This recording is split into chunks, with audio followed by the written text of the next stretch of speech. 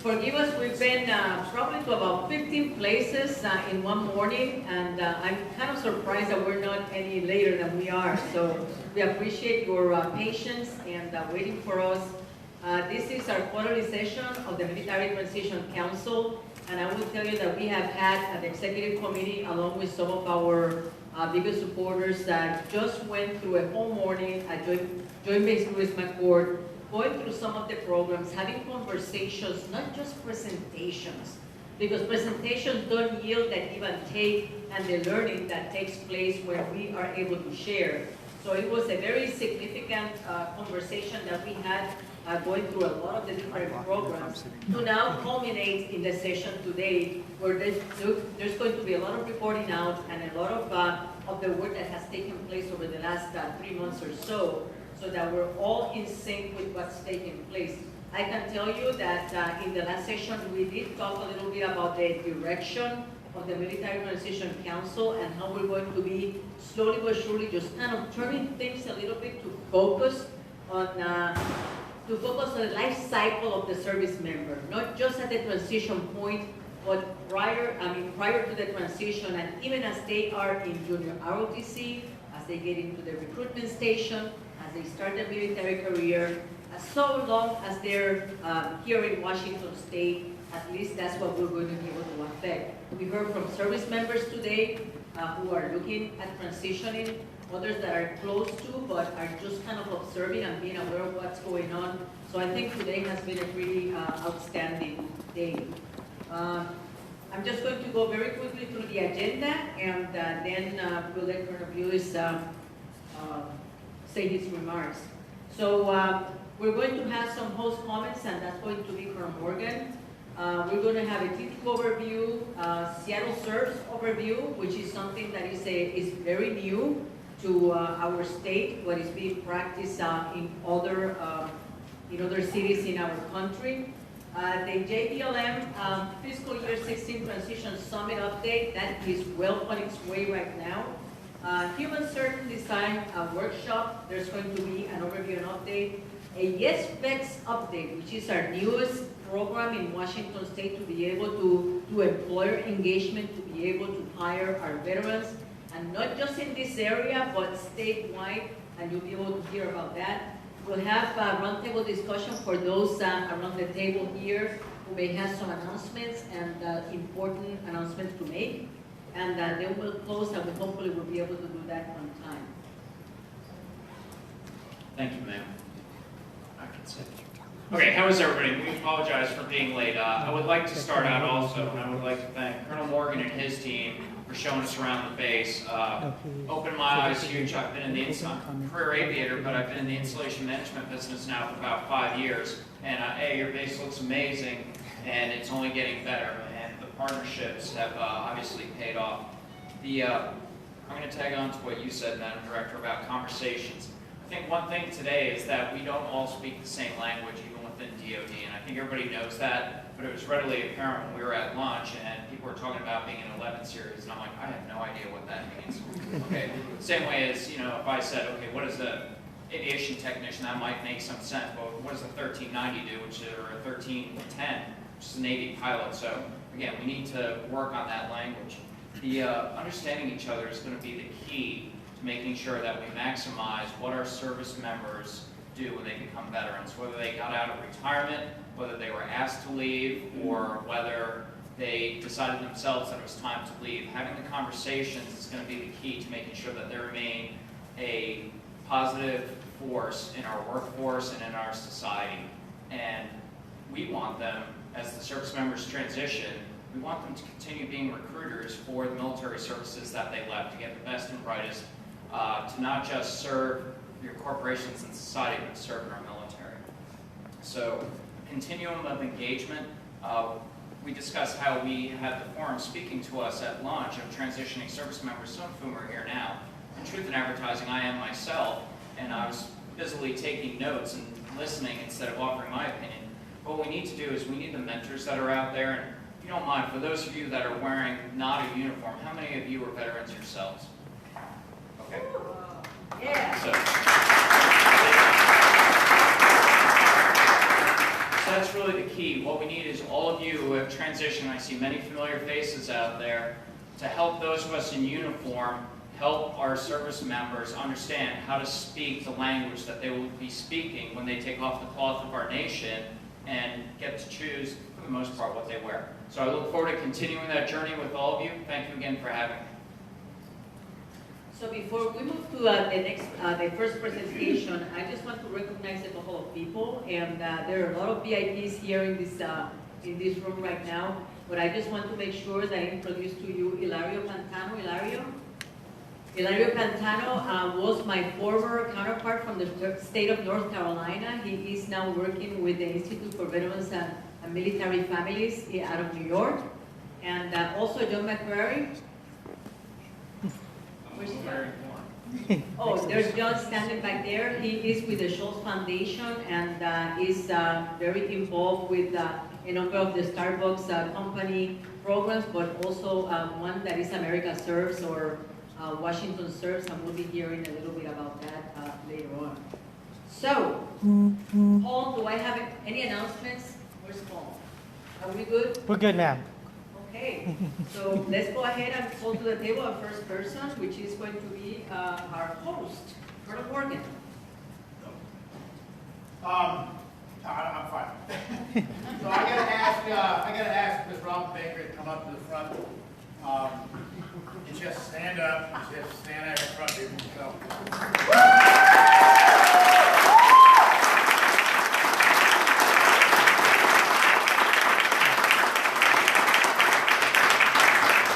It's only 25 push-ups, Robin. You're good. So Robin has been with the program of almost 3 years. 2 years.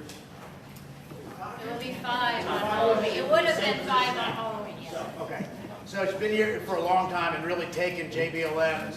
She is recognized everywhere. Recognized now in the Air Force with the 4-star general, with General Everhart. Recognized back in the Pentagon with the Army G1, as well as Department of Defense and the Joint Staff that's been out here as well. And has been the beacon basically for transition programs for all of our service members and veterans coming out of this particular area, where everybody continues to call here, whether it be in my office or directly to her, asking how do we do it. And sometimes we talk about how the ecosystem around here is just so favorable to us. And it is, but at the same time, it's so favorable, and I've talked to Sean Murphy and a few people about this, that it gets overwhelming. So we in the military talk about a span of control. And it's 3 to 5. So we're allowed to command 3 to 5 organizations. Somehow I ended up with 17, but we're supposed to have 3 to 5. But if you look at the same problem set she has, most 06 commanders and battalion commanders have basically 3 to 5. That's what they have a span of control over. We have found out over the years that that's what it works best for us. But in your job here in this ecosystem, it is so much of a disparate, paradigm that we're working in, and different personalities, different cities, different mayors, city man, the whole 9 yards. And her leadership to be able to pull this together over the years that she's been working here at JBLM in education and transition has been simply phenomenal, and you're going to be sorely missed, without a doubt. We'll find somebody to fill your shoes. Mark will just continue to do more. I keep giving Mark Brown more and more stuff to do. He's just going to have to pick up some more. But it'll work itself out. Bill will help out. But she's taking a job with Amazon, still serving, as a lieutenant colonel in the reserves, and doing fabulous things, and it's the right thing. And for me, I'm happy for you. I'm more than willing to let anybody go for their own professional and personal development. So we do wish you the best in the near future. So we're going to give her a Superior Civilian Award Service from MCOM. If you're uniformed, just stay put.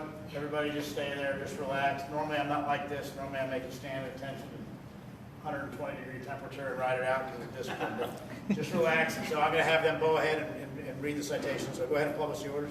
Attention to orders. Ms. Robin J. Baker is presented the Superior Civilian Service Award for exceptionally meritorious service while serving as a Transition Services Manager, Headquarters, Joint Base Lewis McChord, Washington, from October 2011 through August 2016. Ms. Baker served the installation's Service Member for Life Transition Assistance Program with distinction, ensuring transitioning service members and their families received exceptional support. Among her many outstanding accomplishments in this position, Ms. Baker was instrumental in the publishing of the Soldier for Life Transition Assistance Program Handbook, which is currently being utilized as the model for transition services Army-wide. Ms. Baker's dedication to duty and selfless service are in keeping with the proudest traditions of federal civilian service and reflect great credit upon her, Headquarters Joint Base Lewis McChord, the Installation Management Command, and the United States Army. Signed, Joe C. Capps, Region Director.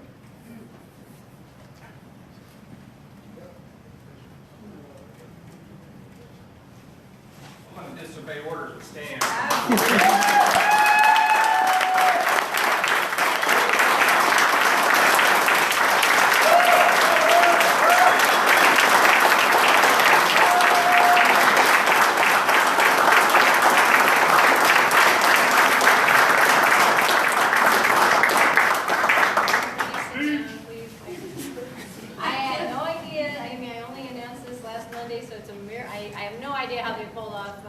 getting an award so quickly and that this is going to happen.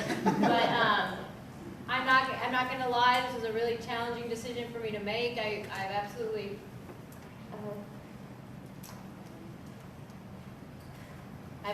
loved my time here and working with all of you, and none of what I did or we did could have happened without everyone in this room, and I absolutely know that, and I absolutely know that that's the only reason I'm being offered this new experience and this new challenge.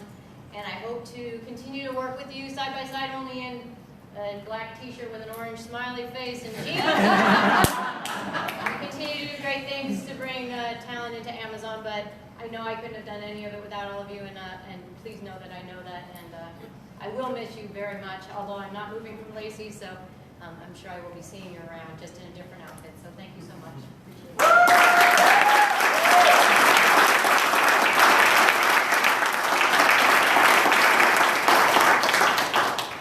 So just now, back to business. So we talked about a lot of things earlier this morning. So I got a little bit of feedback, ma'am, about the lunch, and we got to find a way to exploit that with more time. So there's more of a dialogue with people that are going to transition out, that are far out from the left, that are getting really close, and then some that are already out. So I'll define that and get that back up for you. So when I was flipping through the slides again today, a few minutes ago, and so from my perspective, it kind of goes to the 11 series, the infantryman, and me being an infantryman. We try to give infantrymen everything so they can do everything. And then next thing you know, they have 150 pounds in their back, and they're trying to be teleconnected and all this other type of stuff. And you know, so it's a little easier from the Air Force and Navy side to look at platforms, submarines, and planes, and so forth like that. And the infantry side, and the Army, it's people, and it's the infantry squad. And we kind of overburden the individuals sometimes. So that's also happening in transition. And so when I flip through here, and on the top bullet there on the right, it talks about human-centered design. So there's a human dimension aspect to this, that if we continue to get enamored with technology and think that's the driver versus the enabler, we're only going to overwhelm our people. And so I think when we look at the life cycle across the board and to the left, and having that personal touch and human engagement is something we cannot overlook and forget. And we do it on a daily basis when we don't counsel our soldiers or our airmen or Marines, sailors as well. And so there's a lot of improvement that we can do internally, but it's something I think that we have to keep at the forefront when we're looking at the human perspective of this, and being able to have that face-to-face interaction and discussion with somebody being mentored through the transition versus being, hey, here's an app and it goes to 6 million different sites and figuring it out, as an exaggeration. So I think that's something we got to continue to remember. And we talked about that with the integration stuff today, and I think that's the road that we got to kind of look at that aspect. So again, thank you for being here. I'm glad you enjoyed the tour. This really is a special place, and hopefully everybody continue to come back and visit. So, okay.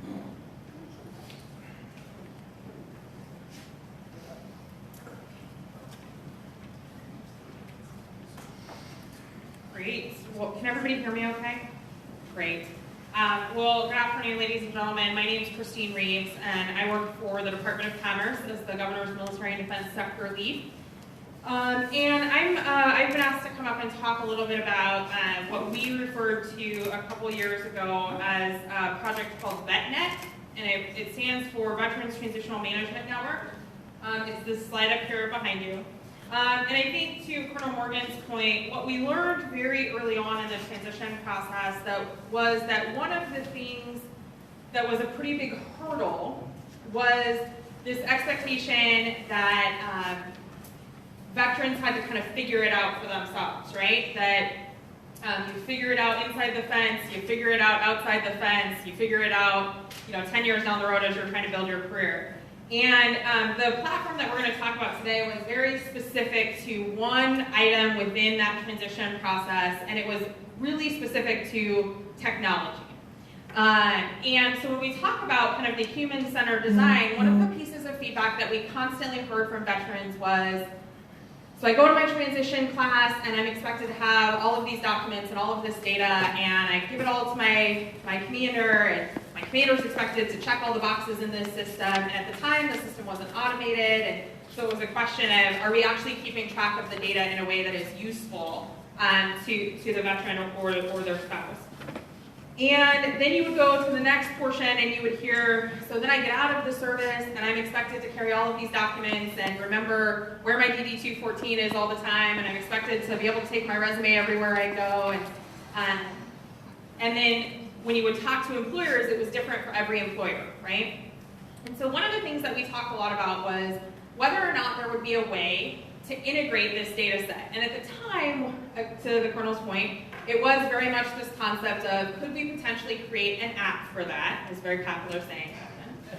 I feel very old right now. But essentially it was this concept of, could we create an app for that, whereby you could give a service member basically a VetNet app, whereby they would be able to electronically keep their transition data, i.e. their DD-214, a copy of their resume, any electronic healthcare records that they were being given, all from the convenience of their smartphone. Not because we wanted the app to drive them, but rather because we wanted to have a mobile way that veterans and service members could go and participate in this very long process. And so on this, you'll see basically it was a construct around, at the time, shoring up the foundation. At the time, we knew that we were transitioning 50% of folks out of the military who were staying in Washington State. JBLM, of that 50%, JBLM was transitioning 75% of all service members back into society. And at that time, I don't know if any of you guys remember the Vow to Hair Heroes Act. When it came out, they did a big GAO report about 2 years after that, and it kind of talked about the success of the transition program. And at the time, Washington was hitting on 3 of the 5 cylinders, i.e. we were basically doing better nationally than anywhere else, and if we did these 2 things, we would be able to better support service members. And one of the things that they talked about was this upstream versus downstream retention of data. And so part of the construct was, if we could just keep track of the veteran through this process, not because we want to put a homing beacon on them, but basically just so that we could track their progress, we would be doing a better job of seamlessly handing them off from inside the fence to outside the fence. And so that's where we really got into the phase 1 construct of shoring up the foundation. And really what that was about was, we had to get DoD's permission, right? Because they really still owned the service member inside the fence. And so we had to get their buy-in to this concept of, is this something that we can do? Can we automate this system in such a way that it's easier for the commander to have downrange vision on, are all of my service members actually going through TAB? Because at the time, the big issue was compliance, right? So are they all getting pushed through TAB? Have we checked all the boxes? Are we making sure that we've got them on track? Then it became kind of the phase 2 construct, which was really how do we create or bridge that gap? So it wasn't just bridging the gap between the inside the fence folks and, let's say, DVA, right? Because as Colonel Morgan so aptly put it this morning, that 18-year-old who signs his contract and joins the military and goes to basic is automatically going to be a veteran, right? Whether it's 4 years, 6 years, or 20 years down the road, they're going to be a veteran. So how do we think about DVA's role or Veterans Affairs role in tracking that service member both upstream and downstream, right? Well, then it really became a question of, at the end of the day, DBA doesn't own the job, DOD doesn't own the job, the private sector industry owns the job, right? They are the person who's going to make sure that that veteran is actually employed long term. But then the question became, well, how do we actually make sure that the data is getting to the private sector and that the private sector is supplying the data that they needed? So all of this was really about how do we try to build a seamless tool. Again, at the time it was really around an app. But how do we build this seamless tool that would allow us to make sure that a veteran from start to finish was able to complete all of the compliance tasks under VAL while still being able to actually be seamlessly connected to a job? So I'm to understand today that part of what you all are, what we're all going to get a presentation on is now 2 years later, even though we've been able to accomplish some of these tasks, not all of them have been met. And so what you're going to hear after me is a couple presentations on how we're going to, I think, pick this back up and move forward with some of the tasks that we've not been able to accomplish and see where we can take it over the next 2 years. Because I think as all of us have been talking about this morning, what we very firmly understand is that we've met our demand signal. Our job several years ago was we have the highest unemployment rate in the nation, and it's 18 to 25-year-old veterans. Right? The Transition Council was created very specifically to address how do we bring down that unemployment rate of veterans, or transitioning service members, excuse me. And so now, 4 years, almost 4 years later, what is our role as a council, and what's our role as a state, and what's our role as DOD and other folks to continue that process and move that process forward, whether that's through an electronic system or other ways? How do we continue to kind of chip away at this work and accomplish these goals? So with that, Alfie, I think I'll turn it back over to you, correct? Thank you. Thank you, Christine. You can log, you can. Thank you so much. Okay, so we have Dr. David Cooper, and he's going to be talking with us about telehealth and technology. Thank you very much. All right, sounds good. Hi, my name is David Cooper, and I'm the mobile apps lead at the National Center for Telehealth and Technology. We're here because we've been working with Robin Baker and others from the VA to help tackle the issue of transition. So I'm excited to get to talk to you folks and look forward to meeting many more of you going forward. So the National Center for Telehealth and Technology is a DoD purple agency. We're part of the Defense Centers of Excellence and the Defense Health Agency based here at Joint Base Lewis McChord over in Old Madigan. We're a DoD source for mobile health applications, innovation, websites, provider education and training around mobile health, and various other things. Go to the next slide. Again, my purview is mobile applications. And so my team, we make mobile applications around everything from PTSD to suicide, all the way down to working with Sesame Street to make applications that help explain military moving to very small children to help them deal with some of the transitions and normal issues of military life. On the next slide, you can see that our mobile applications are used more than 10,000 times a day. We have almost 2,500 downloads a day. So we're getting out there wide. We're able to leverage these applications with wide adoption and wide brand recognition. Next slide. Part of that is because we work so hard with service members here on base to understand how they're using technology and use that human-centered design approach to move our applications forward. So it's a long-winded way of setting you all up for the question, why the heck are you here and why are you talking to us today? All right, I got it. So one of the things that happened when I started this job is I talked to every clinician I knew about, great, I got this position, I can use technology to help you guys meet mental health demands in DoD and VA, what do you need? What do you need? The thing I heard most consistently from folks I knew at the VA and elsewhere was, can you please do something about the transition process? So many of the folks that my VA clinician friends were seeing were having issues that were started off just from the stress of transitioning out of the military. That's what set off maybe a suicide attempt or even the stress of exacerbated stress from PTSD. And we know from our own research at T2, one of the things we maintain is the DOTS, or the DoD Suicide Reporting Database. And we know that service members who are involuntarily separated or other than honorable discharge, are at most risk for suicide when they leave the military. So this is clearly something that's within our lane to do something about the transition process. So my team and I began thinking, what's a simple tool that we can do to help with this process? We're not going to, this is a big elephant. We're not going to eat the whole thing one at a time. So what's a small bite that we can do going forward? So on the next slide, we said, can we design a tool that just helps with the transition process by maybe even just a simple backwards calculator?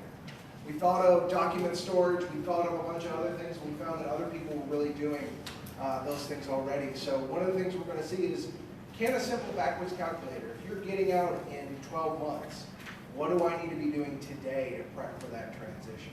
6 months out, oh, maybe you should start asking for letters of recommendation. What's a letter of recommendation and why do I need one? Don't I just take a test and then my boss tells me whether or not I'm ready to be promoted? That's how it happens in the private sector, right? No. And explain to service members around healthcare transitions, around employment transitions, helping them work backwards from the date, and then even on afterwards, coordinating with the VA as far as what they need to do for their healthcare going forward. This could be as simple as, we're talking to VA clinicians as well, and they've said things like, hey, make sure that you have medications for at least 3 months after your transition, because sometimes it's going to take us a while to get you in the system. So putting those kind of reminders in so that transitioning service members can plan and be thoughtful about what is a very complicated and stressful process. So where we're at with this is we're working through the process right now, as I said, with Robin and others from the VA on designing the application right now. Actually, go 2 slides. So for the remainder of this FY, we're going to be building out the requirements. I'm happy to talk to anybody who has an idea on how we can help. I am certainly all ears as far as what we can put in this thing as a simple tool to evaluate this. And then we'll start building it next FY and begin evaluating it. And really what we want to know, and what the research question we're going to be looking at is, do these tools make for a more effective and less stressful transition for the service member? Because we think that that's going to be an easier thing to show savings down the road from the healthcare side, from the private sector side, and a more successful deployment. Thank you very much.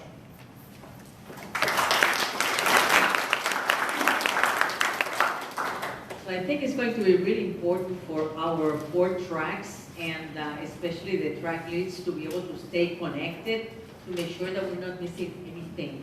Because once applications are done, once the research is done, then it's really hard to just continue to tweak and things are set. So I'm sure that you'll be available to meet with some of our tracks. We have 4 of them: employment, education, entrepreneurship, and apprenticeships, or career technical. And each one of them does have its own little things, that may be important for that inside the fence work.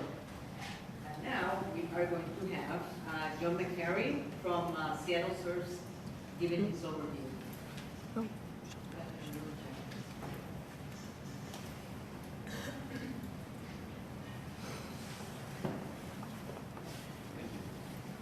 Good afternoon, everyone. My name is John McCary. I'm with the Schultz Family Foundation, particularly on the onward veterans side of the house. Just very quickly, I'll give you an overview of the Schultz Family Foundation, some of our points of focus, and how we see ourselves as a player in this space. And then we know well enough as funders and advisors of a lot of programs that when we don't know the details of something, we should kick it over to someone who does. So we've got Laura, who's going to give you the details on the Washington Serves initiative as part of some of our larger national programs. So I'm no stranger to the vet space. I was an Army Sergeant until 2005, and have been very passionate about this space for a long time. So I can tell you on a daily basis, I'm really touched and impressed and humbled by some of the efforts that are going on in this state, in this region. I spent Friday at RP6 with Dean and her crew and fellow data nerd Kylie. So really cool stuff that reminds me a lot of my transition, what that process was like, and just how much effort is going on in the state and with councils like this to take care of our vets for a number of reasons, not just because we should, but because we can, because it benefits all of us. So that does mean a lot to me. We're very humbled to be part of that process. Just to clarify, the Schultzes they own Starbucks. Everybody got that part? Okay. So the CEO of Starbucks, Howard Schultz, he and Sherry Schultz have a family foundation that focuses on philanthropy and humanitarian causes. So we have two sides of the house. One is underemployed youth that we call onward youth programs. So that's kids age 16 to 25 who are not in school and who are not employed. Right? So that's one side of the house. And then the other side of the house is on our veterans and our veterans programs. And we have a number of efforts there. Interestingly for us, from our point of view as a funder, lots of commonalities, lots of similar problems.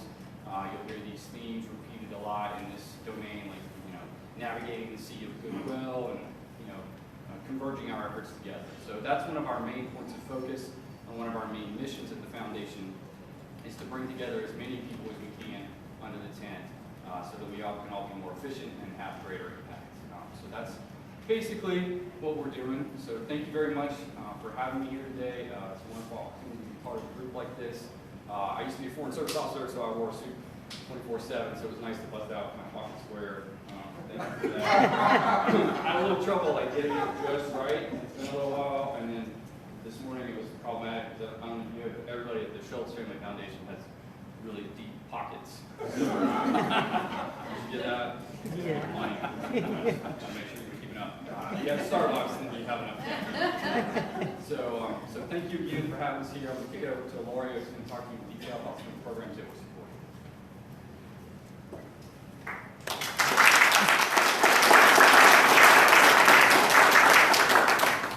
Great, John. You set the conditions with some applause, and I'll take it. So, if you could tell by my accent, I'm from North Carolina. And I had the pleasure of being Alfie's counterpart on the other side of the country with a population as a state that cares deeply about veterans and a couple major installations that I'm sure you're familiar with, like Fort Bragg and Camp Lejeune. And I served there when it was Lejeune, and then later again when it was Lejeune. But I'm here today to talk to you a little bit about my capacity, not as a Director of Veterans Affairs, which was an exciting time, by the way, because we got to see and do a lot of neat things, including eating a lot of Alfie's dust, I might say. In fact, I just want to take a moment. The things that I saw today from the Washington Military Transition Council and the way, and Robin, the work that your team is doing, the actual, tangible results through those testimonials was very powerful, and to the extent that I've been working now with a number of other states as an advisor, I just want to congratulate you all. You've done a heck of a job. Congratulations, Alfie.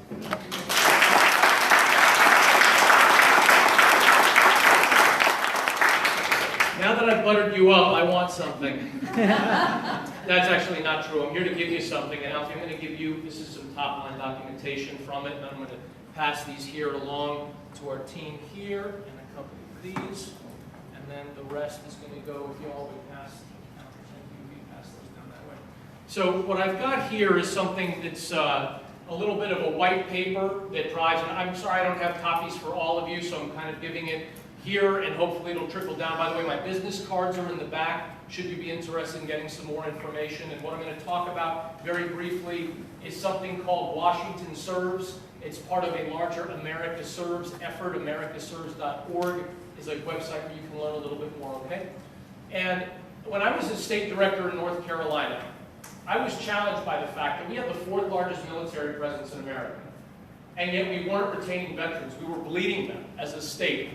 Because you know what? People thought that cheap real estate 100 years ago equaled good veterans policy today. And it's not the case.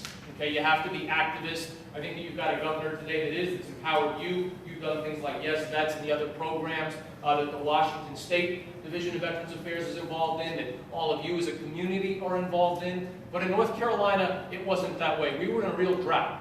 So early on, we looked at some of the work that Alfie and her team had done here, and we modeled some of that. We looked to other states for best practices too. We saw the jobs program from Virginia. We saw Florida put together a great resource guide. Oregon, your neighbor to the south, did a great newsletter. In fact, Cameron and I went to officer candidate school together. So, through that Marine Corps mafia, I'm going to become a persona non grata here quickly.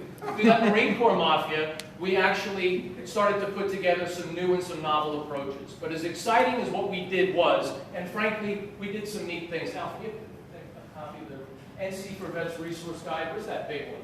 That's the thing at the bottom there. We put together, for example, thank you, sir. We put together, by the way, Daniel Morgan, my favorite officer of the Revolution. You look great for 240. My favorite thing that we put together as a resource guide was something that collectively put together every federal, state, and nonprofit resource at the fingertips of a veteran. Well, that's great, but it was static. And as a state, we were limited by what we could do. And then these Yankees from Syracuse University rolled in. And I said, what are y'all going to tell us about how to take care of veterans? And they said, well, we have this model. It's called a collective impact model. And it's alive and well in the social services world, and we think that it could be applied here. And this was a team from Syracuse University. Some of you might be familiar. They've got an entrepreneurial program for veterans, career transition program, now at JBLM, Onward to Opportunity. So there's a coterie of services, but it started with research at a research university.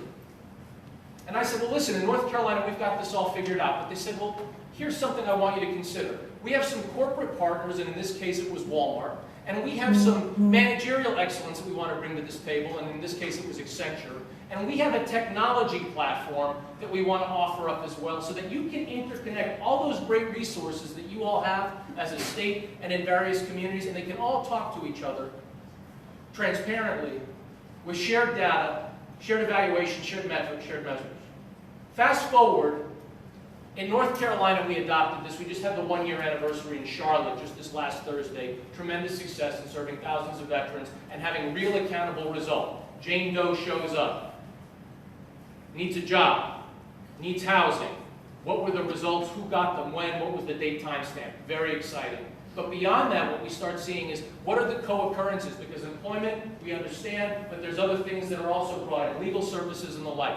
What was neat is that this was an activity that really bubbled up from the Charlotte area. Then it quickly replicated. Raleigh, our next market will cover Jacksonville. A fourth market is on the way. We just opened a market in South Carolina. You can tell somewhere across the line, I stepped over and said I needed to be part of this new effort. We've got markets that are getting ready to spin up in Virginia. We're in New York City. We're in Pittsburgh. And we're coming to Washington State. But at the invitation of the community, and I want to explain, this is the part that's the most important part.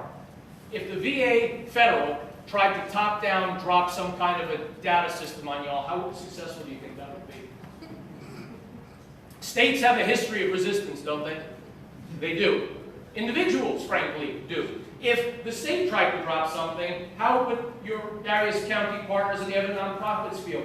Varying degrees of buy-in. But inevitably, whenever entities in the community are driving an effort, there's some challenges. When a third party is able to offer something up, it's fully funded, and in this case, the Washington Serves effort is funded with the generosity of the Schultz Foundation. And so we're bringing the team from IVMF, the team from Accenture to look at the data, a technology platform that is going to allow all the various providers on the network to interconnect and to share results. The community is engaged in active meetings. We had one a couple of weeks ago. The next one is August 30th. We would love to see you all there, and we'll share that invitation out to you electronically. And the final piece is the community is involved in active policing of itself, with monthly meetings that look similar to this, where providers offer up what their interpretation of good or bad performance is. Providers are evaluated based on how quickly they're turning over referrals. What is the effect? Because in the end, if we love our veterans, the biggest challenge for providers of veteran services is trust that somebody on the other end of that referral is going to do a good job. Adding a layer of transparency and a data-driven equation with a warm handoff means that you, the service providers, or those that care about veterans, can finally have trust in that good outcome. So this is just a snapshot of what Washington Serves looked like. It's premised on a theory called collective or community impact. It was developed at Stanford. We've refined it. Talk a little bit about it, some more. Happy to do that. Again, if you'd like a copy of the white paper, that this is based on theory. It's funded with goodwill, but certainly operated with a technological backbone that's second to none. So excited to share more about that at your convenience. Thank you.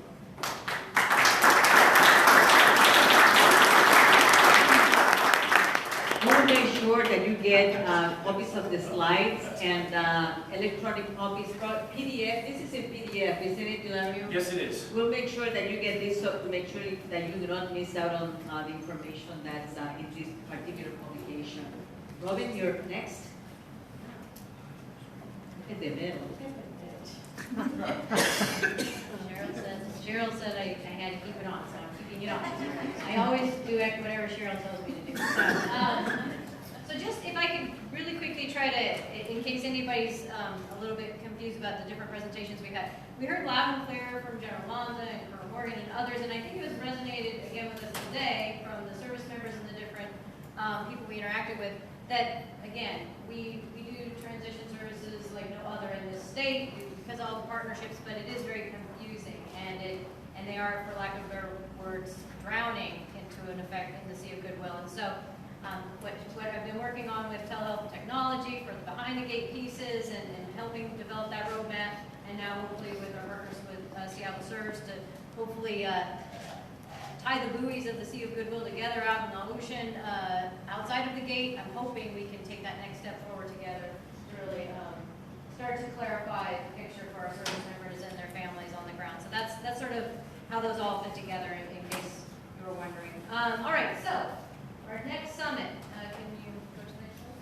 So this is the road we've been on thus far. I know you can't read this, I apologize, but I guess it's just supposed to outline the fact that at Colonel Morgan's request and guidance, we really tried to lay out a road, a campaign plan, for lack of a better word, to ensure that we were getting our service members and their families ready for the summit in October. And so this is sort of the path we've been on. We've had a number of events. Many of you have been active in those events, and they've been successful thus far. We have our next one actually on Wednesday, where we took one piece we used to do in the summit on day one out.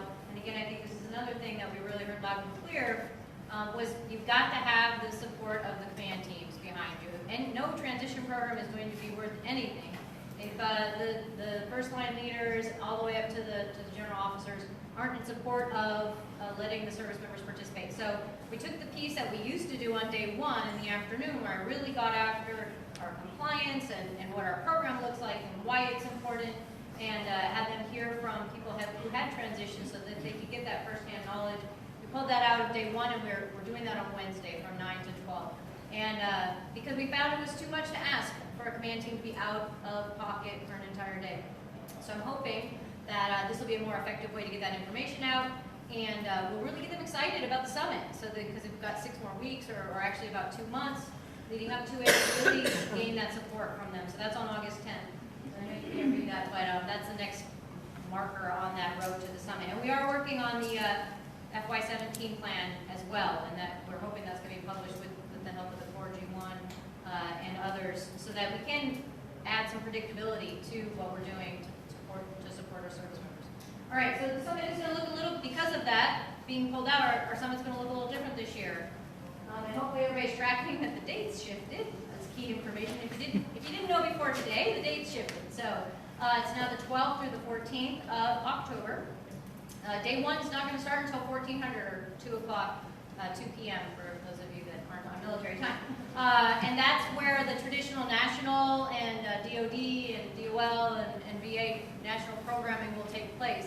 But it'll be from 1400 to 1630. We're not positive where it's going to happen yet. It will either be in the hangars or it will be at American Lake Conference Center. More to follow, I promise. We're gonna nail that down here shortly. But it will be, again, that we want all the community to come out, absolutely, so you can hear from national, state, federal partners about initiatives and the way ahead, at big picture for the way ahead for transition. That'll be from 1400 to 1630, and then we'll roll straight into our networking session, which is designed to have those folks who've been in the room and hearing about those great initiatives stay on site and be able to interact with some of the presenters if they have follow-on questions. But also the key focus is actually our service members. So last year we had about 400 transitioning service members and their families attend. We had about 30 employers, same exact concept for this year. Again, just don't know for sure. It's going to be an American Lake or McCord co-located club, but same concept. So that'll close out day one on the 12th. On the 13th, we're going to, oh shoot, I meant to ask Christina this ahead of time, but I'm ready. Oh, okay. We're going to do, I'm told, 8 industry sectors, 4 in the morning and 4 in the afternoon. I have 7 only listed.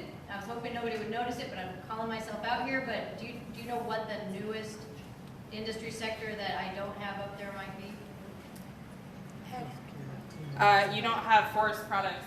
Forest Wooden forest products. Oh, yes. great, okay, so rather than having each service member only be able to select one industry and be in 7 locations, we're consolidated into 4 locations. They'll have one industry in the morning and one in the afternoon, which will give them access to 2 industries, which I think is a great step in the right direction. And we've cut back a little bit on the workshops that the chamber is providing, because we really actually saw the extreme value in having them raise awareness and make those connections with the industry. So that's on day 2, and that's job seeker focus. Last year we had about 2,500 service members and families participate in that. Day 3 will be the traditional career education and apprenticeship and small business fair. We do believe that will be in the hangar, I'm told. We had 250 booths last year. Hope to achieve the same number this year. We had 3,000 people go through it. Slight modification to that. There won't be a long sit-down portion at the beginning this year. It's been cut back significantly. Again, saw that wasn't as much value added necessarily, and that we really want to maximize the opportunity for the service members and their families to connect with employers. So that's been cut back. But same size, same scope, and that's all the big change for that piece. All right, next slide. So the way ahead for Joint Basis Report, SFO tab. So some of the things we're focusing on, well, I say we, I mean Barbara Farino, who hopefully is here. There she is. Can you stand up? Barbara has graciously accepted the challenge to replace me. So she's up for the task. I know she is. She's a brilliant woman, and she's got a great team that's going to support her. So it's going to be great. So Barbara's tasks for the way ahead are again, we have struggled. I'm not going to lie, to have our commanders allow service members to start on time. So they are supposed to, by law, start 12 months out, and we have struggled with that. So we're going to kind of shift our focus a little internally and really try to get after that with command teams. And I think that will have a huge effect on the success of the other programs as well, because we all know they start on time, they have a lot higher likelihood of success. So that's one of the focuses going forward. The next, you're all very aware of, we're shifting our focus left and supporting the life cycles, really talking about professional education and connecting with resources throughout the life cycle, enhancing their service and their family service while they serve, and then again, preparing them more effectively when they do make that decision to transition. We're hoping to pilot the concept of communities of excellence, so really looking at the high demand industries in the state, stepping back and being deliberate about building out our programming to support those industries, and then subsequently a way to support that is we're hoping that the policy change to allow permissive TDY is going to come into effect hopefully in the fall, maybe in the winter, where service members, no matter where they're transitioning, at least within our region is where we'd like to pilot it, could relocate to Joint Base Support to participate in one of our programs that supports our high demand industry sectors, and use those last 6 months to get that training, get that gap filled, maybe get a certificate, and then relocate their family with their last military move. We heard that that's moving in the right direction, and we're hoping that that's going to be approved, and then that'll all, again, make a much more effective transition program for not just the folks at Joint Base Support, but if you think about it, folks that are transitioning worldwide who are interested in our industries or in our state. So it could have a huge collective impact on both the state and the economy. So those are our focuses moving forward. And that will all leverage the WIOA funding that we all know. The change in legislation opened up those dollars for our service members and their families. That's my last slide. So, any questions about that or concerns? All right, I'm not going anywhere, so if you have questions, feel free to come find me after. And where's Sean? Sean? I'm pulling rank. Oh, Cheryl's going to take over for Sean. All right. I'm Cheryl Bambles. I'm the Chief Executive Officer of Pacific Mountain Workforce Development Council, and I am very proud to have hired Sean Murphy to direct Camera Commerce. He now works as the Associate Director for Innovation and Business Services in our agency, and he's taking that thinking and those capabilities into enterprise-wide opportunities for Pac Mountain. I asked that I could pull rank for that because I wanted to acknowledge Robin Baker. You know, it isn't often that you get to work in a situation where go backward 4 years when we sat in the basement of the insurance building on the state capitol campus with Robin and Mark and Christine and began to talk about on this massive map what this transition process looked like. Some of you have seen that. It looks like a stargazer map, they've said that, or a submarine blueprint or something. But we could not have imagined how this was going to fast forward 4 years to actually create the tangible outcomes that we heard about this morning. We heard about all of these great programs, and the terrific thing is that we all know about each other's work. Why? Because we're integrated and integral to each other's work. The partnerships that are here in this state are real. They're based on respect and friendships in some respect, but it is about a commitment to the customer. And so what I wanted to tell you about is the evolution of Camo to Commerce. Camo to Commerce grew out of, in some respects, the energy that existed in the basement of that insurance building on that day. And we wanted the public workforce system, America's job centers, wanted to be a part of that energy. And so we took a very innovative step and said, these are dislocated workers.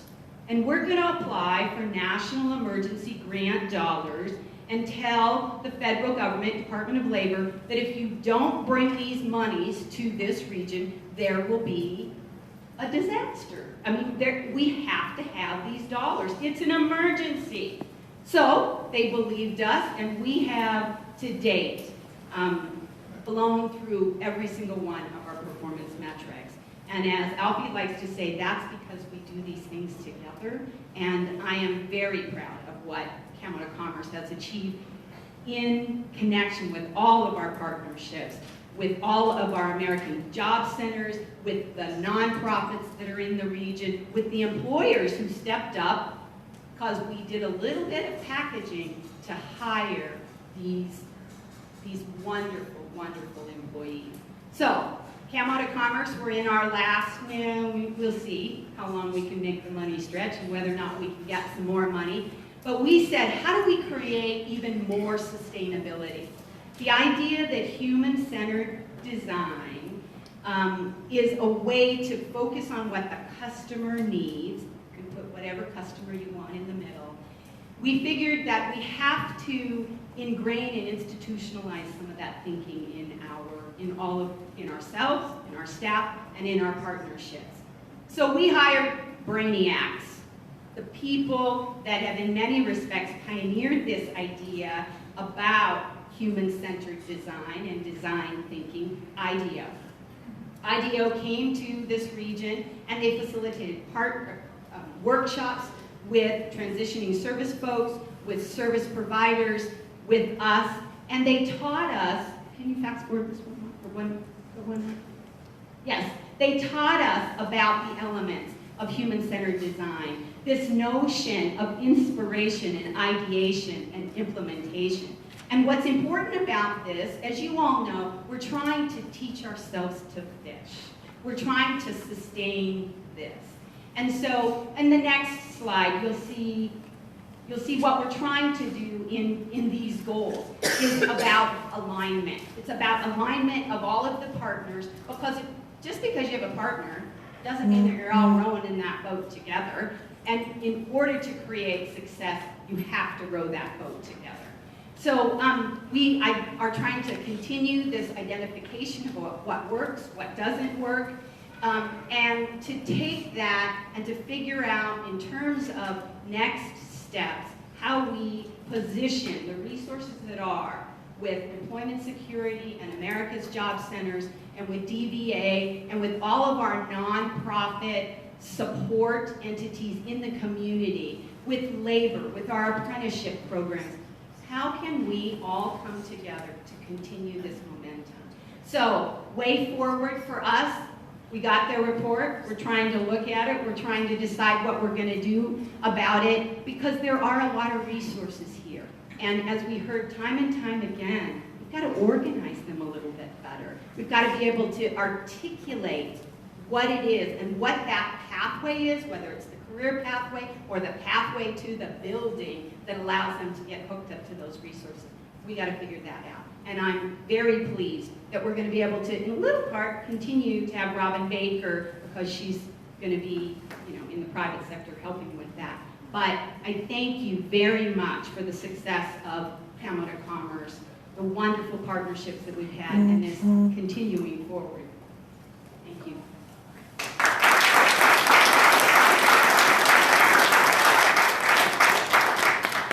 Okay, so Jose Ortiz is going to be making his way now.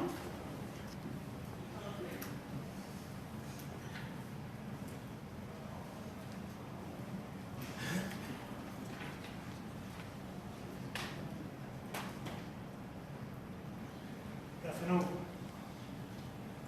I'm Jose Ortiz. Before I start the Yes Vets briefing, my position is a lever. For those who don't know, is the local veteran employment representative. What that means is our job is to continue to open employment opportunities for these transitioning veterans. So it's a continuous engagement with employers to make sure that all these transitioning veterans and those who transition to have a opportunity to have a job ready. So a lever is a 24/7 job, and for me, it's for a personal business, or I should say, what am I looking for? Sorry. Mission, thank you. Because it's a reverse role as a recruiter. So I took them from streets to boots, and that's from boots to streets. So that's why for me, it's a personal mission. So Yes Vets, next slide please, is the overview is how we started, campaign to hire veterans, building the plan, the who and the how, the launch, start small, but put on quick, lessons learned. From there, we continue to adjust fire as we went along. Where we are today, 6 months later, in sticking off like a wildfire. Apologize. Next slide. In the beginning, started off as a bill. Legislation started introduced in 2015, state session by Representative Gina McCabe as HB 2040.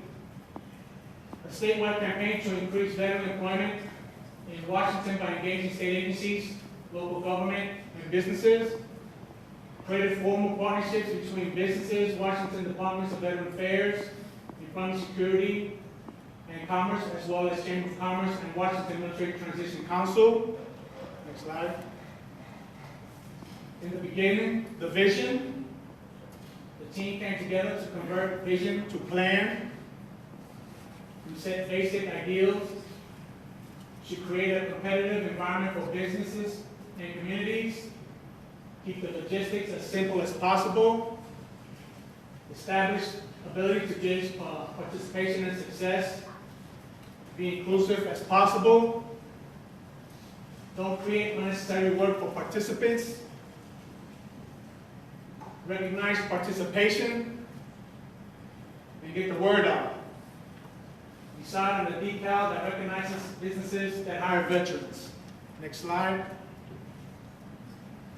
Building and implementing the plan. Registered trademark and URL.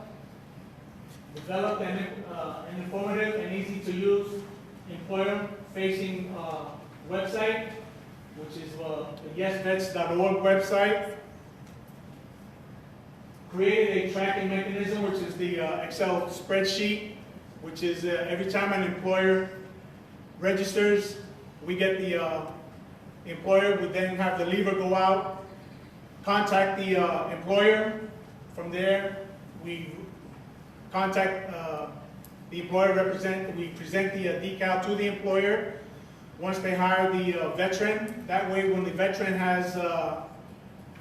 goes by an employer that recognizes the decal itself, it's an easy way for the vet to they don't have to worry or ask if the employer hires veterans. They just have to know if they're hiring them today. So it's an easy way for the vet to know if that employer is hiring today. They already know they're hiring veterans. They just need to know if they're hiring today. started with the rural workforce development area as a pilot.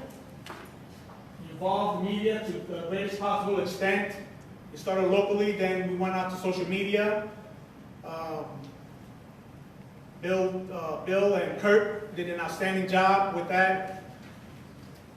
We communicated with employers to ensure recognitions it was meaningful. Got the word out to the widest audience possible. Built comprehensive communication plans. WDVA, all our partners did an outstanding job by networking. Every time we went to an event, Alfie was out there, I was out there, all our partners were out there, they were out there promoting it. So it wasn't just a work source, it took a whole team of us to go out there and promote it. All our employers, every time they went out there, they made sure that they promoted the decals. So, it just took out like a Wi-Fi. I mean, for those who didn't know what Yes Vets was, every time they saw the decal, they asked what it was. They explained to them, this is what, it just means that we're hiring veterans. They asked, how do we participate? They asked, they promoted, they referred who the leader was or who the partner was, and it just kept trickling.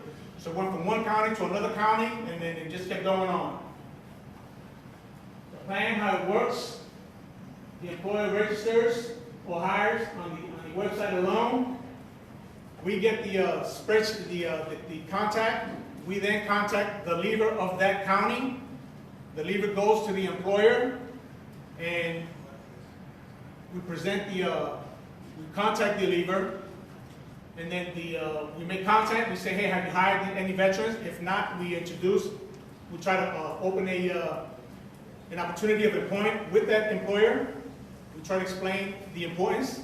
Have you hired? Why not? We try to explain, hey, this is what's going on. How many veterans do you have in that county? And then we try to establish a employee of the day. We hire an event, and we make it public so that these transition veterans know that's what's going on. And it goes through the internet or the website, or go to worksource.com website, or worksource.com website, which just launched. Sorry. Email autos generated, the leader's notified, the leader reaches out to the employer, then the employer's recognized. Next slide then. Next one. The leader from the get-go began communicating through 30 days in advance. The employer registered and shared their stories through the office's competitors. So the competitors is where it all started. So the competitors started realizing that, hey, how are you getting all these vets? And then that's how they started realizing, hey, hold on, I want to start joining on, and then that's how it took off like a wildfire from that point on. By June, all 4 WDAs across the state were on board. On Flag Day, we had a huge celebration here on the campus. All employees were recognized, the results were announced. Next.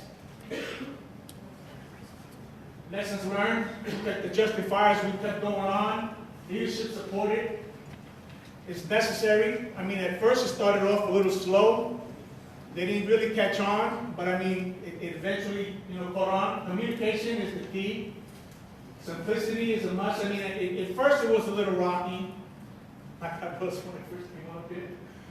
Recognition must be meaningful to all employers. Some employers, this is nothing new. It's something that we've been doing. The only difference that we're doing now from when we first started is that we're recognizing the employer with the decal. Employers have been doing a great job. All we're doing now is saying, hey, thank you for what you're doing. We're recognizing them with the decal. It's great to see when you're going down to the mall or down the plaza, and the vet that's looking for employment, they're seeing these decals, and they're realizing, hey, what is this decal? And they go in there, they know. The vet is knowing that, hey, I know that this employer is hiring. They don't need to ask, are you hiring? They just need to know, are you hiring today? That's the beauty of the decal. And they're starting to realize that, hey, more and more employers are hiring veterans. So it's a comfort to the vets when they start seeing all these decals popping up left and right. It's real comfort, when you're seeing, you go to the mall, and it's real nice for these guys to understand that, and you see a lot of them. I've seen some truckers buying personal decals. You know, I mean, that's in the works also. We're trying to get that, funded, but I know money is an issue. But some of these truckers are taking it personal and buying their own just to slap it on so they can, advertise on their own. That's something, and we appreciate that. Trust me. Veterans employment is a partnership, so it's a yes vets. Tracking must be real time. And we say that because, if we hire a vet today, we need to know today so we can get count today. Just right before I came here, I emailed Paul. I don't know if you got the email. Xerox was on the local Thursday newsletter. They were recognized for hiring 1,700 veterans nationwide. So that's 1,700. That's just one company. So we need to, we still have a lot of veterans that are being hired. We have to do a better count on capturing them. I mean, some employers are getting nervous. They think it's a private issue or to try to capture that. But 1,700 is a lot of numbers. Some of these employers are feeling, oh man, I can't give you all that right now. But we're gonna do a better number of capturing the number count. It's catching, it's rolling. A lever with the partners that we have out here. TAP is doing a great job. The partners are doing a great job. Once we come out here, the levers, the partnerships, once they come out, we have the jobs ready. We have employers. I have employers. I have a partner out here, Rudy, who's out here from Bremerton. He's with the shipyard. He has jobs. We partner. We have them ready, so trust me, employers are hiring. For every one of you guys that are out here that are hiring for our vets, thank you. Trust me, we appreciate that. The vets that are coming, JBLM, Bremerton, all of you guys that have these vets, we have the jobs that come out here and pair off. We just got to make the communication. Without communicating without each other, we're going this way. We need to go this way, pair up. You can have the best jobs, you can have the best tax, you can have all that great training and the best job, but if we're not linking together, it's just a waste of time. I say it all the time. We got to take the me out of the equation and get together. Me and Rudy, we were recruiters together, and Mary Forbes, we were recruiters back in the day, and we never sandbag. It's the old term in recruiting, sandbagging. You can hold a contract in your file, but that's not doing anybody any justice. If you're not doing anything with that employee, that vet, the vet's paying the price. Give it up. Give it up to somebody else, and I'll give you another one next month. We have the jobs, we have the vets. Give it up, we'll give you another one. The jobs are there, the vets are there. Let's communicate, take the me out of the equation, and let's give the jobs up. Let's help each other up. Because a hungry vet, it's not doing anybody any justice. Next. Where we are today, the process is refined to become streamlined and trackable. Still communicating at every opportunity. In final stages of creating an electronic logo for business websites, communicating with our communication team. We do that every day. Bill and Kurt, those guys are awesome. Those guys do a lot for us. I love them to death. We had 281 employees participating, 305 veterans hired today. We could do a lot better, trust me, but we got to go out there and hustle a lot more, but it's taken up. We just got to do what we got to do. We barely touched the tip of the iceberg, and the sky's the limit. I want to apologize when I first came up here. I was a little nervous, but listen, this is what I do for life. I'm a recruiter for life. I love my employers. I love my vets. For you employers that are out there, thank you. Dion does a lot for me. A lot of you companies do a lot for us, for our vets. And TAP, JBLM, Rudy, I call him up a lot because Bremerton, I just transferred to Bremerton. It's with the lingo. Trust me, 20 years Army. I'm on a Navy base right now. And the lingo, I don't even know what they're telling me out there. But I'm learning. But you know what? The Navy shipyard out there, they're hiring. They took me in. And they're training me. So they have a lot of jobs out there. The Navy guys are out there looking for me, and they're partnering, So let's communicate. If you have a vet, I have employers, let's connect with each other. Once again, I apologize when I first came up here, man. I was nervous. I don't know why, but thank you for everything. And next.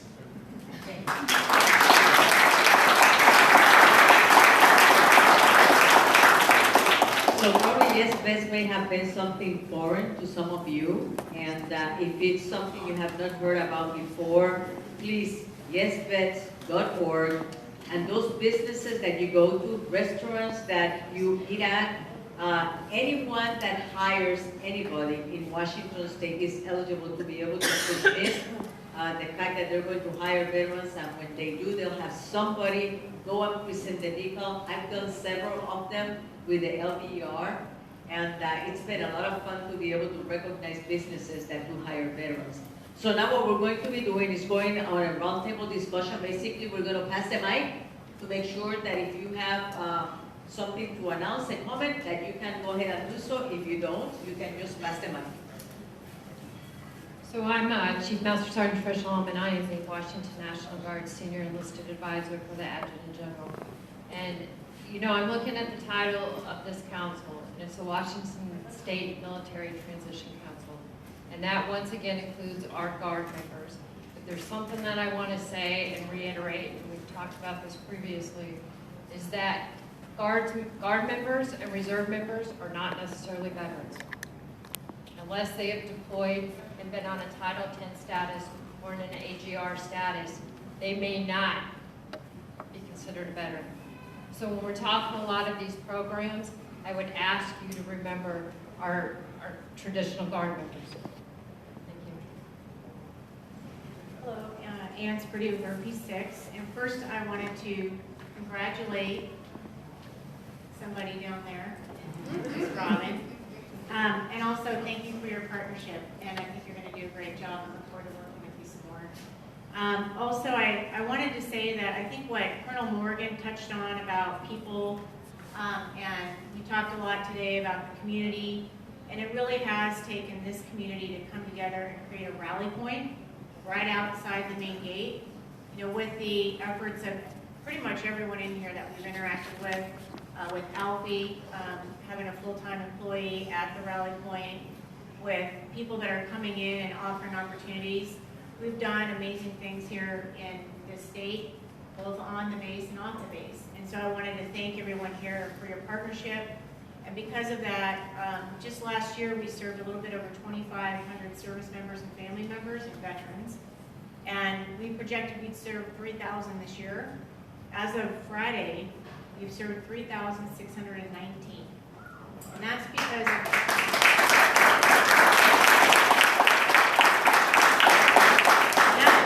everyone here coming together to really rally around and invest in the humans and the people, the capital that is bringing the best of what the private sector has to offer to where the best of what the military has to offer. We've created over 450 partnerships to date. And as of Friday, through the partnerships here in this room, we're tracking 597 hires to date. So that's pretty amazing too. I also wanted to talk about some upcoming opportunities that we have. So we do have off installation at RP6, some career skills training programs. We have a commercial driver's license training that is ongoing. We have the SANS Institute that's bringing back a cybersecurity training. We did our first pilot cohort last year. 19 out of the 20 individuals received credentials from the SANS Institute that were at a value of $30,000 at no charge to the service or family member that's attended. We just finished Friday and Saturday a Mozilla web literacy training through the partnership of Pierce College offering their space. We had over 55 people attend all day Friday, all day Saturday. Mozilla flew out here from Chicago and created a curriculum just for our servicemen and women and their families. We even had 2 kids that were 13 and 14 years old that attended. Again, that was no charge. So go onto the website, look at what opportunities are coming up. And then I wanted to just highlight our partnership with the USO. As most of you know, we opened 5 locations last year. Just in July, we opened Nellis Air Force Base, Fort Riley, Fort Drum, and Fort Bliss. We have another 8 to 9 that we're opening this year, and by end of next year we should be at a total of 25 installations in partnership with USO. What's really great about that is we're taking the innovativeness of what's happened here and we're transferring cases between locations, because as most of you know, we don't all stay at the duty station that we leave. So now through that interconnected network of the USO that has 180 locations globally, we're connecting service and family members up to their new home base when they leave the military. And then lastly, I wanted to highlight, we established a mobile app that is all around that human-centered design. It's all about the service member having access to their plan when they leave the rally point. And through that mobile app, we've been working very closely with the Salesforce Foundation. And I wanted to highlight Kylie Durant here in the room, who's done amazing work as a Salesforce MVP. We just were notified that through Salesforce, the largest technology conference in the world is Dreamforce. It's held in San Francisco in October. And RP6 was selected out of 28,000 nonprofits through Kylie's work to stand alongside United Way worldwide. So I wanted to make sure everyone gave Kylie a round of applause for that.